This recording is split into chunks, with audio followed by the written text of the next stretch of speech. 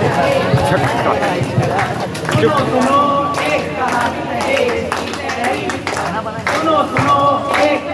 रहे जहरीली जुबान, सुनो सुनो एक कहानी रहे जहरीली जुबान, सुनो सुनो एक कहानी रहे जहरीली जुबान। नमस्ते मेरे भाइयों और बहनों और सभी शिक्षकगण और सामने आदरणीय प्राचार्य। आज मैं आदर्श गुप्ता अपनी टीम के साथ आया हूँ आप सभी को एक नाटक दिखाने।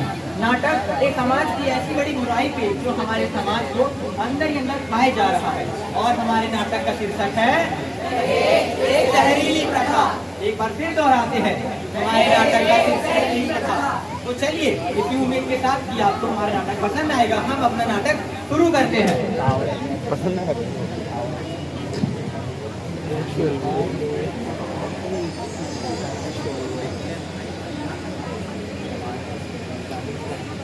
अरे सुनती हो? हाँ क्या है बोलो। ये कह रहे हैं पंडित जी से हमने बात कर ली है, हमारे रामलाल के लिए एक नीक बिटिया का रिश्ता 2 से 3 दिन में आ जाएगा। पर हमारे रामलाल का भी कुछ करता ही नहीं है। अरे तो क्या हुआ, हम इतना दहेज ले लेंगे कि उसकी 2-3 पुश्तें आराम से बैठ कर खाएंगी, ठीक है ना? अरे मम्मी क्या होता है, ले लो ना दहेज, तुम भी बैठ के खाना, पापा भी आराम से बैठ के खाएंगे, कमाना धमाना नहीं पड़ेगा। अरे बेटा दहेज लेना बुरी चीज है। अरे तुम्हें दिक्कत क्या है दहेज लेने से, बताओ मम्मी, लगाओ 2-4। हाँ ठीक है, देख लेंगे बात।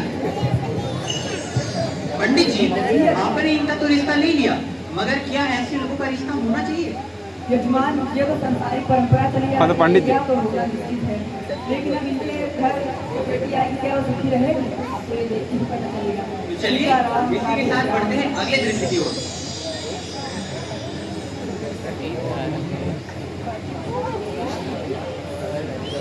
अरे सुनती हो? जी हाँ बोलिए। पंडित जी का फोन आया था। क्या बोल रहे थे पंडित जी? वो सरस्वती के लिए एक रिश्ता लेकर आए थे। सरस्वती के लिए रिश्ता? अभी तो उसकी पढ़ने लिखने की उम्र है, अभी तो उसकी शादी करवा दोगे? हो गया, अब वैसे भी उसकी उम्र हो गई है। क्या उम्र हो गई है अभी? अभी उसकी पढ़ने लिखने की ना उम्र है, अभी तो शादी ऐसी थोड़ी होता है करवा दोगे। अरे पापा आप उसके शादी के पीछे क्यों पड़े हो, अभी उसकी पढ़ाई लिखाई की उम्र है, शादी की नहीं, शादी मत करो अभी उसकी। हो गया, पंडित जी को आ जाना, फिर बाद में देख लिया जाएगा। ठीक है फिर देखते हैं क्या होता है। पंडित जी ये क्या वाला है? यहाँ पे तो इनकी पढ़ने लिखने की उम्र है और इनका विवाह कराया जा रहा है। यजमान कुछ लोग अपनी बेटियों को बहुत समझते हैं और जल्दी ब्याह करवा देना चाहते हैं। अब मैं जब रिश्ता लेके जाऊंगा, अब आगे के दृश्य में देखते हैं क्या होता है। सीताराम राधे श्याम।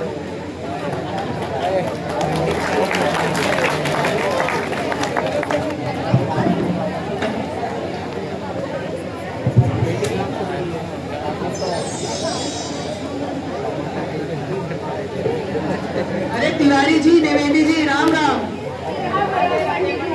आयुष्मान भव, सीताराम राधे श्याम। तिवारी जी आपकी लड़की के लिए इन्हीं के लड़के का रिश्ता लेके आए हैं। सर्वगुण संपन्न है, अच्छे घराने से है और ऊपर से कॉर्पोरेट जॉब करता है। 36 के 36 गुण मिल रहे हैं। अब इससे बड़ी बात और क्या हो सकती है। बाकी अपना बात ठीक ही नहीं। तो तिवारी जी बताइए कैसे हैं? और सब ठीक है द्विवेदी, और आप बताइए अपना। हम भी ठीक है। वैसे वो सब बात छोड़िए, मुद्दे की बात पे आते हैं। हमारा लड़का आपको कैसा लग रहा है? वो तो ठीक है बेटा, क्या काम करते हो? अंकल कॉर्पोरेट जॉब करते हैं। अच्छा। वैसे बिटिया तुम क्या करती हो? इंटरव्यू दिए करती हूँ और टीचर की नौकरी में करती हूँ। देखो बेटा, ये कमाई धमाई करना लड़कियों का काम नहीं, वो लड़कों का काम होता है।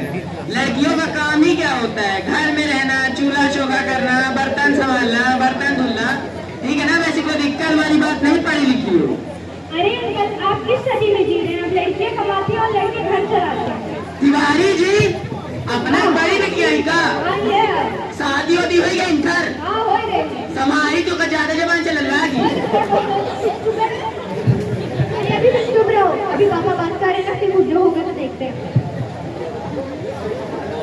ठीक है तिवारी जी, द्विवेदी जी, हम से बात कर ले, हम चल रहे हैं, हमको बहुत विलम्ब हो रहा है, कहीं और भी जाना है। ठीक है, आयुष्मान भव, सीताराम। बेटा तुम बताओ तुमको रिश्ता सही लगा कि नहीं लगा? कैसे बोलो कि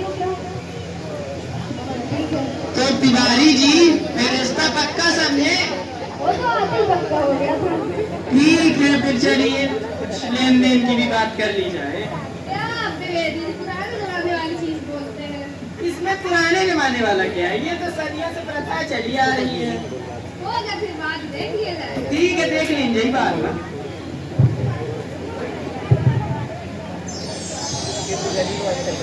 पंडित जी यहाँ तो दोनों परिवार का छोटे-छोटे हैं। जी यजमान, रिश्ता तो मैंने करा दिया है, अब आगे क्या होता है ये तो देखकर ही पता चलेगा। सीताराम राधे आगे क्या श्याम। होता है?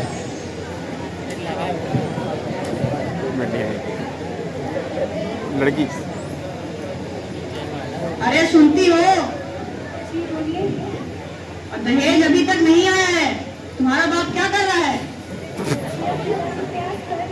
अरे शादी से पहले बात हो गई थी ना कि 4 चक्का गाड़ी और दुकान खोलने के पैसे मिलने थे, कहाँ है ये सब? ये मुझे समय लग रहा है कि मैं क्या करूँ? क्या समय लग रहा है? उनको जब से समय ही लग रहा है, चलिए यहाँ से। चली गए।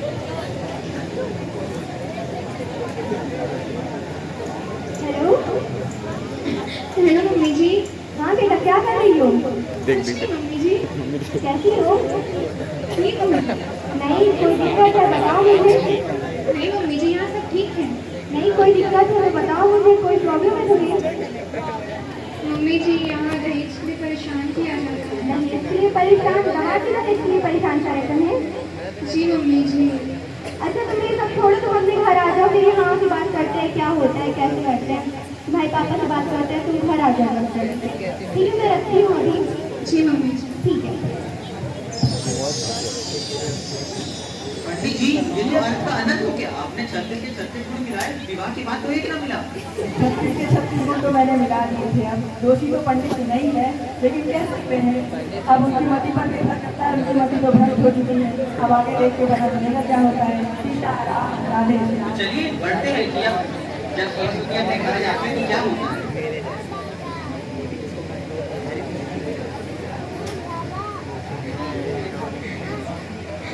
क्या हो गया? अरे क्या क्या हो गया? आपकी वजह से तो ये सब हो रहा है। आप ही तो रोज रोज लगे रहते थे कि शादी करवाओ शादी करवाओ। अब करवा लो शादी, तो आप करवा तो लिए हो, इसीलिए तो अब आपकी ना बेचारी रो रही है घर में। आप ही की वजह से जो हुआ है तो हुआ है। थोड़े दिन रुक लो, फिर इंतजाम करते हैं। अब क्या करें? आज इसको भेजना है, इसके घर के नहीं भेजना है। हाँ, भेज देते। ठीक है भेज दे रहे हैं, लेकिन आप दामाद जी से बात जरूर कर लीजिएगा। हाँ ठीक है। पंडित जी ये दहेज कितनी बुरी कथा है, जैसे एक दहेज के कारण पूरा परिवार भूख के जीता है। जज्बात ऐसी कुप्रथाएं हमारे समाज में बहुत सारी हैं, जिसके कारण हमारा समाज भूख कर दिया है और प्रत्येक बेटी का जीवन नष्ट हो रहा है। अब इसके लिए क्या कर सकते हैं हम, हमारी सोच पर निर्भर करता है। बाकी सब प्रभु की इच्छा। सीताराम राधे श्याम। चलिए देखते हैं आगे क्या होता है।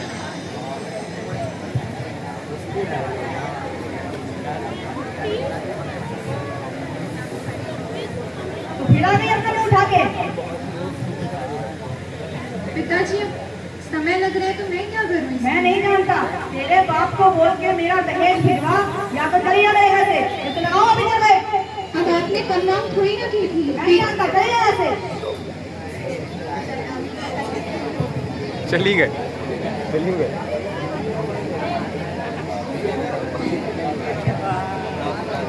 कोई नहीं, चुप हो जाओ, पापा देख लेंगे। क्या तुम्हारे पापा देखेंगे? एक बारी तो देख चुके हैं, जब से पहले ही कह के रखा था शादी करवा दी बेचारी की। रुको मैं आती हूँ तुम्हारे पापा के पास। आप क्या सर में हाथ रख के बैठे हो? आप ही की वजह से तो ये सब हुआ है, अब सर में हाथ रख के बैठे हो।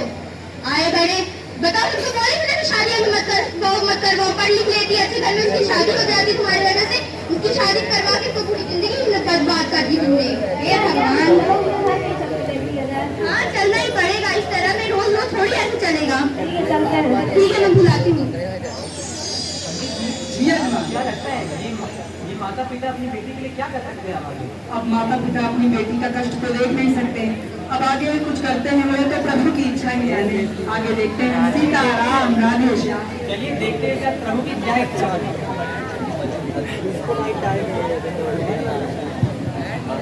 अच्छा पुलिस वाले आए, पुलिस वाले आए। क्या समझा नहीं? आपने सिर्फ दहेज के लिए मेरी बेटी को इतना ज्यादा परेशान किया।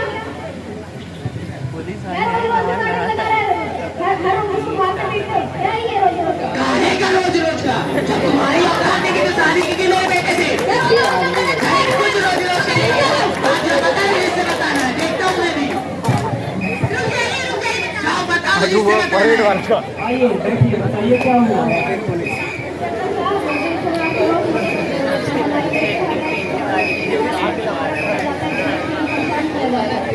क्या इंस्पेक्टर चुनी की वजह से क्या है?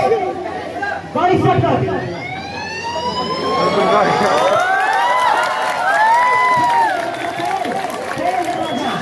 देखो कौन है। अरे हाँ, इंस्पेक्टर साहब, हाँ मैं ही हूँ इंस्पेक्टर साहब। अरे देते हैं, अरे देते हैं।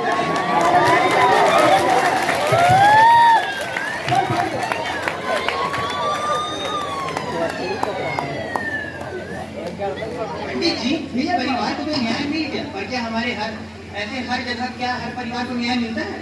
यजमान, ये लोग पुलिस के पास चले गए जिनकी वजह से उनको न्याय मिल गया, लेकिन हमारे समाज में कुछ ऐसे परिवार हैं जो इतने डर जाते हैं कि अगर वो पुलिस के पास जाएंगे तो उनको ही पकड़ लेंगे।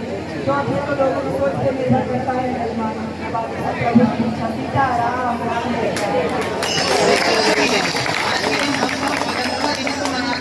हम आजादी का अमृत महोत्सव मनाते हैं, मगर मैं पूछना चाहूँगा कि हम असल मायनों में आजाद है? जवाब है नहीं।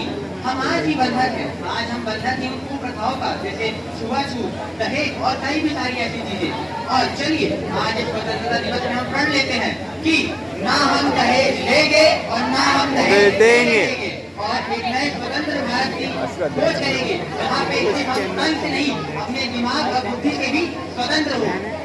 उम्मीद करते हैं आपको हमारा ये नाटक पसंद आया होगा। धन्यवाद।